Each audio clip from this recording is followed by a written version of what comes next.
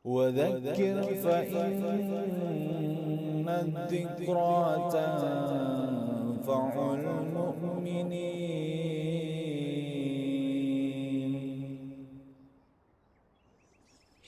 قال شيخ الإسلام ابن تيمية رحمه الله تعالى أن السلاح في الفقراء أكثر منه في الأغنياء كما أنه إذا كان في الأغنياء فهو أكمل منه في الفقراء فهذا في هؤلاء أكثر وفي هؤلاء أكثر لأن فتنة الغنى أعظم من فتنة الفقر فالسلم منها أقل ومن سلم منها كان أفضل ممن سلم من فتنة الفقر فقط. Berkata Syekhul Islam Ibnu Taimiyah rahimahullahu ta'ala, kesalehan lebih banyak dijumpai pada orang fakir daripada orang kaya. Namun jika orang kaya baik agamanya atau soleh, maka itu lebih sempurna dari kesolehan orang fakir. Tetapi dalam hal ini, yang ini lebih banyak, dan dalam hal yang lain, yang itu lebih banyak pula. Hal itu karena ujian kekayaan lebih berat daripada ujian kefakiran, dan orang yang selamat dari pengaruh kekayaan itu lebih sedikit. Oleh karena itu, orang yang selamat dari ujian kekayaan lebih utama daripada orang yang selamat dari ujian kefakiran.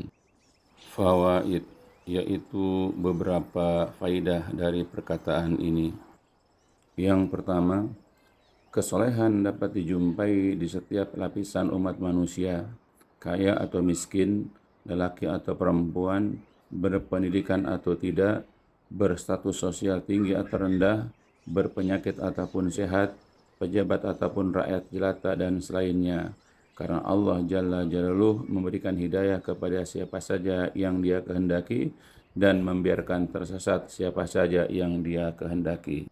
Yang kedua, namun kesolehan lebih banyak dijumpai pada orang-orang fakir atau miskin, atau juga pada orang-orang yang mengalami dan mendapatkan kesulitan dalam kehidupan di dunia ini. Yang ketiga, karena pada fitrahnya manusia itu jika mendapatkan kesulitan dan cobaan keburukan akan berusaha mendekatkan diri kepada Rabb-Nya untuk meminta pertolongan dan bantuan darinya. A'udzu billahi minasyaitonir rajim. Wa idza an'amna 'alal insani a'rada wa na'a bijanibihi wa idza massahu syarru fadu du'ain 'arid. Dan apabila kami memberikan nikmat kepada manusia, ia berpaling dan menjauhkan diri. Tetapi apabila ia ditimpa keburukan, maka ia banyak berdoa.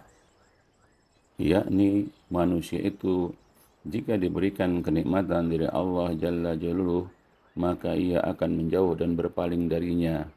Tetapi jika ia diberikan aneka musibah dan keburukan, maka ia akan berusaha mendekatkan diri kepadanya dengan memanjatkan doa kepadanya dengan doa yang banyak lagi panjang. Yang keempat, jika ada orang kaya yang baik agamanya lagi soleh, maka itu lebih baik dan lebih sempurna daripada orang fakir yang soleh.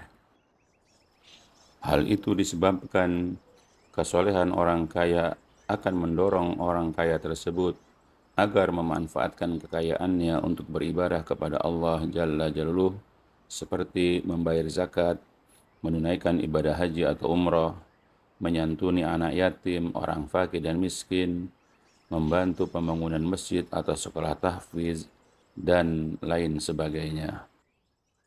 Tetapi semuanya itu akan sulit dilakukan dan diwujudkan oleh orang fakir dan miskin yang soleh, kendati pun ia sangat ingin melakukannya. Yang kelima, fitnah dan cobaan pada kekayaan lebih berat dan lebih berbahaya daripada ujian pada kefakiran. Oleh sebab itu, orang yang selamat dari ujian dan pengaruh kekayaan lebih sedikit dibandingkan dengan ujian kefakiran. Apalagi terkadang harta dan kekayaan akan mempermudah seseorang untuk mewujudkan keinginannya untuk berbuat dosa dan maksiat kepada Allah Ta'ala. Yang keenam, oleh sebab itu orang yang selamat dari ujian kekayaan itu lebih baik dan lebih utama daripada orang yang selamat dari ujian kefakiran. Karena terkadang juga seorang hamba ketika diberi kenikmatan harta dan kekayaan, dia tidak merasa bahwa Allah Jalla wa'ala sedang memberikan ujian dan cobaan kepadanya, sehingga ia tidak menyadari telah menjauh dari Allah Azza wa Jalla dan juga dari agama. Yang ketujuh, setiap muslim wajib mengimani bahwa Allah Jalla Jalaluhu telah memberikan cobaan dan ujian berupa keburukan dan kebaikan kepadanya, agar ia selalu ingat dan kembali kepada Allah Subhanahu wa Ta'ala. Kullu nafsin dha'iqatul maut wa nabluukum bisyarri wal khairi fitnah wa ilaina turja'un. Tiap-tiap yang berjiwa akan merasakan mati. Kami akan menguji kalian dengan keburukan dan kebaikan sebagai cobaan yang sebenar-benarnya, dan hanya kepada Kamilah kalian akan dikembalikan. Wa balawnahum bil hasanati was sayyiati la'allahum yarji'un. Dan kami uji mereka dengan nikmat yang baik-baik dan bencana yang buruk-buruk, agar mereka kembali kepada kebenaran.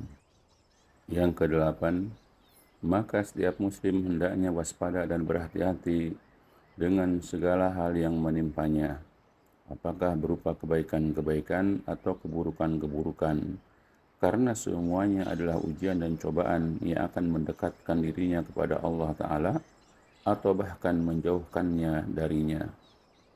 Yang kesembilan, jika ia mendapatkan kebaikan dan kenikmatan, maka bersyukurlah kepada Allah Ta'ala yang telah memberikan kenikmatan tersebut.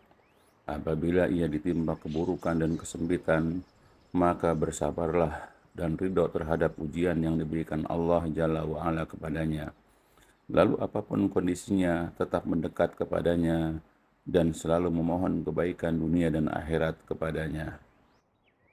Semoga Allah Jalla Jalaluhu senantiasa meneguhkan hati kita di atas agamanya dan di atas ketaatan kepadanya, dan mudah-mudahan memberikan kemampuan kepada kita untuk dapat melewati semua ujian dan cobaan yang baik ataupun yang buruk, dan dapat meraih berbagai pahala dan keutamaan dengan ujian-ujian tersebut.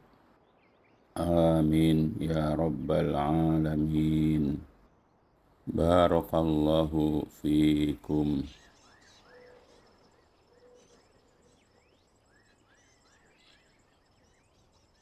الدين النصيحة. قلنا لمن يا رسول الله؟ قال لله ولكتابه ولرسوله ولأئمة المسلمين وعامتهم.